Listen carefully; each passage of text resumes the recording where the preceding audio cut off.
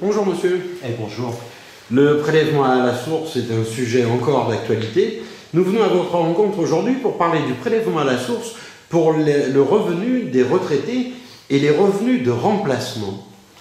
Comment ça va se passer? Écoutez, l'architecture du prélèvement à la source que tout le monde connaît est une architecture qui repose, vous le savez, sur la différence qu'il peut y avoir lorsqu'on a un employeur ou quelqu'un qui verse des revenus de remplacement, c'est le cas des retraités, ou lorsqu'on est son propre employeur. Dans le cas des retraités, on a donc quelqu'un qui verse. Donc pour les retraités, comme pour les salariés, le prélèvement à la source va se traduire par une retenue à la source sur les revenus qui leur sont versés par cet organisme qui donc est une caisse de retraite ou toute autre chose, mais qui verse ce fameux revenu de remplacement auquel vous faites allusion.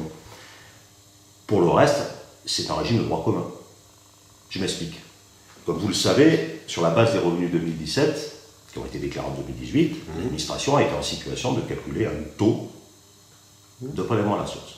Ce taux, de la même manière qu'il est communiqué à un employeur lorsque le salarié est en activité, ce taux, lorsque la personne est retraitée, va être communiqué à sa caisse de retraite, va être communiqué à tous les organismes qui versent des revenus de remplacement, de manière à ce que, dès janvier 2019, la retenue de la source soit opérée sur la retraite qui est perçue.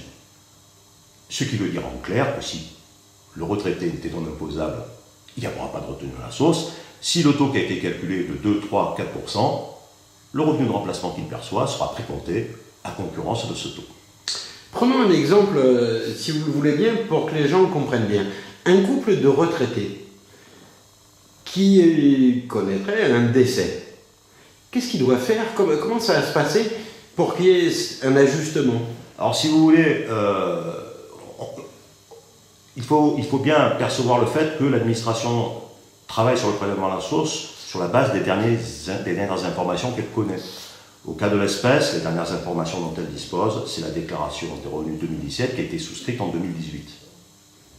Si, malheureusement, un décès intervient après que l'administration ait eu connaissance de ces événements, il va falloir que le retraité survivant fasse une déclaration en 2019 correspondant au revenu 2018 en mentionnant ce triste événement qui est survenu. Il y aura un recalcul des taux, un rétablissement des situations telles qu'elles doivent l'être à partir du moment où il y a eu un décès. Mais ce sur quoi je voudrais insister, parce que là on est dans les règles d'assiette, et ce sont des règles qui sont inchangées, mais ce sur quoi je voudrais insister, c'est sur le fait que, à partir du moment où un couple de retraités a été imposé au titre de ses revenus de 2017, le taux a pris nécessairement en compte le foyer et l'ensemble de ses revenus. Or, le décès étant intervenu en 2018, le retraité survivant n'a plus, ou en tout cas n'a pas la totalité des revenus dont il bénéficiait lorsque son conjoint était en vie.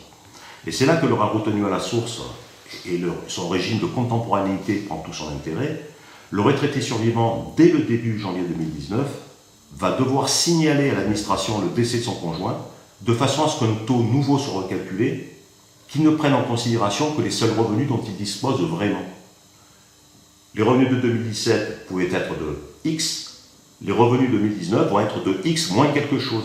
Il est tout à fait important que le retraité ne soit pas surprélevé à raison du fait que l'administration ne connaît pas encore ou ne connaîtrait pas encore le décès de son conjoint. Donc c'est tout à fait important, au-delà du fait qu'il y a encore des obligations déclaratives à respecter, des recalculs qui se feront. Ce qui était important, c'est dès le début janvier 2019, dans l'hypothèse un petit peu triste que vous soulevez, que le retraité survivant ait ce réflexe de faire connaître à l'administration la nouvelle situation dans laquelle il se trouve, pour que le taux soit calculé non pas sur l'ensemble des revenus du foyer, ce qui était le cas auparavant, mais sur ceux dont il a vraiment la disposition depuis le décès de son conjoint.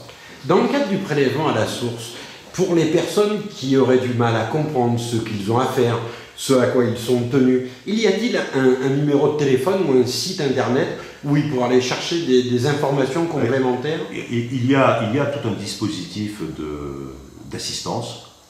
Il y a bien entendu un numéro de téléphone, mais je vous proposerai peut-être de le mettre à disposition des personnes qui nous regarderont.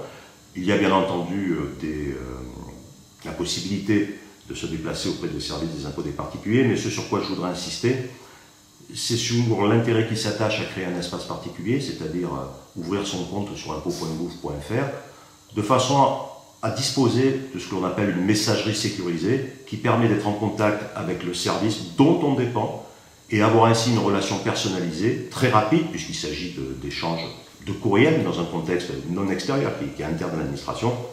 Et là, le retraité, ou toute autre personne d'ailleurs, qui souhaitera avoir des informations, pourra les obtenir de façon très aisée.